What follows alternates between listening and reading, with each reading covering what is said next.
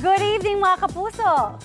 Tuloy-tuloy sa paghahatid ng kilig at saya ang Maria Clara at Ibarra stars na sina Juancho Trevino at David Licauco.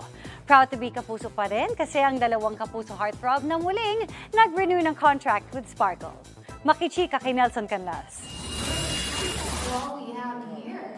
Sa loob ng isang dekada, patuloy daw na tinutupad ng Kapuso Network ang pangarap ni Juancho Trevino. Mula noong 2012 nang magsimula siya sa youth-oriented drama series na Teen Gen. Hanggang sa magkaasawa at maging ama na, nariyan pa rin ang GMA. Ngayon, kilalang kilala si Juancho sa kanyang role bilang Padre Salvi sa Kapuso Historical Portal Adventure Series na Maria Clara at Ibarra. I'm very happy, I'm very emotional, and I'm very blessed. Naubusan ako ng adjectives. I'm very blessed and honored to be a part of the family, the Sparkle family.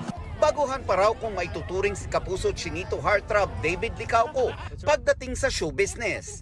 Mula sa pagiging isang heartthrob athlete noong college days niya, sumubok si David na maging isang artista.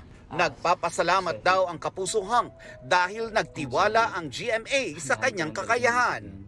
Well-loved ang kanyang pagganap ngayon sa Maria Clara at Ibarra bilang ang ilustradong si Fidel na parating nakikipag-asaran kay Clay.